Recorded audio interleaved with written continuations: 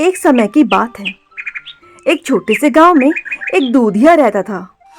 उसका नाम नत्थू था और उसकी पत्नी का नाम जमुना। दोनों पति पत्नी एक तबेले के मालिक थे। वे दोनों अपनी भैंसों का बहुत अच्छे से देखभाल करते थे और उनको बहुत अच्छा चारा भी देते थे। इस वजह से नत्थू की भैंसें बहुत अच्छा दूध देती थी। गांव में सभी लोग नत्थू और जमुना से दूध लिया करते थे। इससे दोनों पति पत्नी की अच्छी आमदनी होती थी और उनका जीवन यापन बहुत अच्छे से बीत रहा था। लेकिन इतना अच्छा कमाने के बावजूद भी नत्थू खुश नहीं था। वो हमेशा एक बड़े घर और महंगी महंगी गाड़ियों को खरीदने के बारे में सोचता रहता था। मैंने अपने गांव के बाहर एक अच्छा घर देखा है, हमें वह खरीदना चाहिए और हमें एक महंगी गाड़ी भी खरीदनी चाहिए।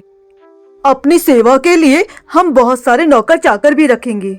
ये लालच तुम्हारे लिए अच्छा नहीं है, हमारे पास बहुत कुछ है। तुम इस छोटे से घर में कैसे खुश रह सकती हो? और इस तबेले से भैंसों की बदबू तो मुझसे बर्दाश्त ही नहीं होती। पर हमारा यही तो रोजगार है। ज्यादा लंबे समय तक ऐसा नहीं रहेगा।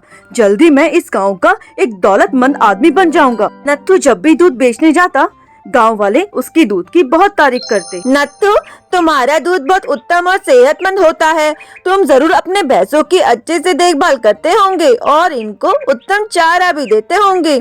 हाँ हाँ, मैं इनकी अच्छे से देखभाल करता हूँ, पर अब नहीं। बस मैं एक बार अमीर बन जाऊँ तो इन सबको बेच दूंगा।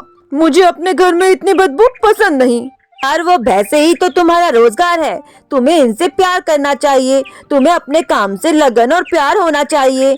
मैं भी अंडे बेचता हूँ और इनसे भी बदबू होती है, मगर मुझे अपने काम से कोई शिकायत नहीं। फिर शायद अंडे बेचना ही तुम्हारी किस्मत है, पर मेरी किस्मत में बहुत कुछ पाना लिखा है। महंगी चीजें खरीदना, महंगे कपड़े और बहुत बड़ा घर मेरी किस्मत में है। ये लालच तुम्हें कहीं का नहीं छोड़ेगा मेरे भाई। ये बात तुम जितना जल्दी समझ लोगे तुम्हारे लिए उतना अच्छा होगा। अरे छोड़ो भी, मैंने पहले ही यहाँ अपना बहुत वक्त बर्बाद कर दिया। अब मैं चाहता हूँ इन बदबूदार अंडों का कारोबार तुम्हें ही मुबारक हो। नत्थू जल्द से जल्द अमीर बनना चाहता था और वह हमेशा अमीर बनने के सपने ही देखता रहता था। बस इतना ही, यह बहुत कम है। मुझे बहुत ज्यादा दूध बेचना होगा। इसका कोई ना कोई तो रास्ता जरूर होगा। मेरी सभी भैंसें पहले से ही सेहतमंद हैं। मैं इनको और ज्यादा दूध देने के लिए मजबूर नहीं कर सकता, वरना इनकी सेहत खराब हो जाएगी। एक परेशानी ये भी है कि अगर मुझे ज्यादा दूध हासिल हो भी जाए तो मैं उन्हें बेचूंगा कहाँ? यह तो एक छोटा सा गांव ही है। अरे हाँ, मैं पड़ोस के गांव में जाकर अपना दूध बेच सकता हूँ। वो एक बड़ा गांव है, वहाँ बहुत से लोग रहते हैं। पर फिर मुझे बहुत सी भैंसें खरीदनी पड़ेंगी, जिसके लिए मेरे पास अभी पैसे नहीं हैं। नहीं, मुझे कुछ करना होगा। मुझे जल्द ही अमीर आदमी बनना है। मुझे बड़ा घर लेना है, बड़ी गाड़ी लेनी है। मुझे कुछ तो करना होगा। मुझे दूध की मात्रा बढ़ानी होगी। जब वो अपने घर की ओर रवाना हुआ, तब उसने नदी के पास पहुंचकर सोचा, क्यों न मैं दूध में पानी मिला दूं। इस तरह मुझे नई भैंस भी नहीं खरीदनी पड़ेगी और दूध की मात्रा भी बढ़ जाएगी। मैं पड़ोस के गांव में भी दूध बेच सकूंगा। वाह, क्या बेहतरीन तरकीब आई है। इस तरह किसी को पता भी नहीं चलेगा कि मैंने दूध में पानी मिलाया है। इससे मुझे बहुत फायदा होगा। फिर नत्थू जब अगले दिन दूध बेचने निकला तो उसने अपनी दोनों बोतलों को आधा ही दूध से भरा और आधी बोतल खाली रहने दी। फिर वह नदी के पास गया और उसने दोनों बोतलों में पानी मिला दिया। फिर वह गांव में गया और उसने सबको वह दूध बेच दिया। पानी मिलाने से आज उसका बहुत सा दूध बच गया, जिसे फिर उसने पड़ोस के गांव में जाकर बेच दिया। उस दिन नत्थू बहुत खुश था। अगर ऐसा ही चलता रहा तो मैं बहुत जल्द अमीर बन जाऊंगा। इसी तरह दिन बीतते गए और नत्थू एक अमीर आदमी बन गया। उसने अपने लिए एक आलीशान घर और एक अच्छी गाड़ी खरीदी। अब वह अच्छे कपड़े भी पहनता था। अब उसका कारोबार बढ़ता गया। उसे मिलावट की इतनी आदत पड़ी कि उसने दूध की मांग बढ़ने पर भी नई भैंसें लेने के लिए सोचा तक नहीं, बल्कि उसने पानी की मात्रा को और भी बढ़ा दिया, जिसकी वजह से उसके दूध की गुणवत्ता और गिरती गई। गांव के सभी लोग उसके घर के बाहर इकट्ठा होकर उसके दूध के बारे में शिकायत करने लगे। नत्थू, हमें तुम्हारे दूध के बारे में शिकायत है। अब तुम्हारा दूध बिल्कुल पानी की तरह होता है और अब इसमें वो स्वाद भी नहीं रहा। तुम्हारे दूध को पीकर हमारे बच्चे भी बीमार हो रहे हैं। क्या? कुछ भी नहीं बदला है दूध में। तुम लोगों की हिम्मत कैसे हुई यह कहने की कि मैं दूध में पानी मिलाता हूँ? तुम लोगों को अच्छी चीज की कदर ही नहीं है। जाओ कहीं और से खरीद लो दूध। अगर तुम लोगों को मेरा दूध पसंद नहीं तो मेरे पास कई और ग्राहक हैं और उनको मेरा दूध पसंद भी है।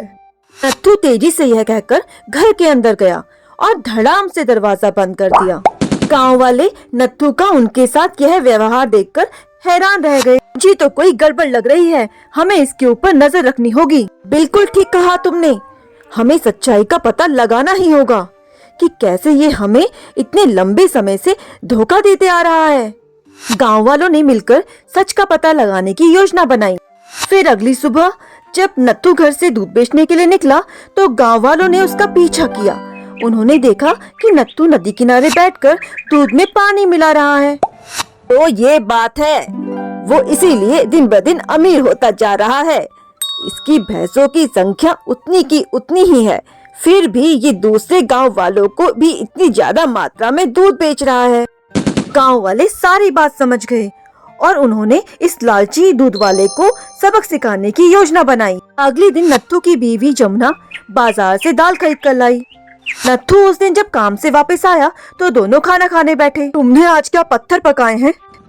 नहीं, ये दाल है, आज ही तो मैं बाजार से लाई हूँ। दुकानदार ने तुम्हें दाल के साथ छोटे छोटे पत्थर मिलाकर बेच दिए हैं। कल मैं जाकर दुकानदार से बात करूँगा। उस रात दोनों पति पत्नी भूखे पेट सोए। फिर अगले दिन वो दोनों दुकानदार के पास गए। तुमने हमें क्या बेचा?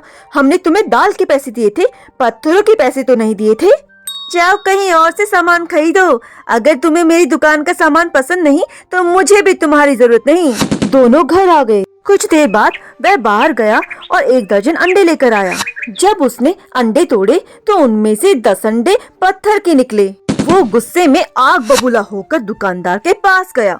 मैंने अंडों के पैसे दिए थे, पत्थरों के तो नहीं। हमने भी तुम्हें दूध के पैसे दिए थे, पानी के नहीं। आओ कहीं और से जाकर खरीदो। अगर तुम्हें ये पसंद नहीं तो मुझे तुम्हारी जरूरत नहीं। नत्थू गुस्से से घर चला गया।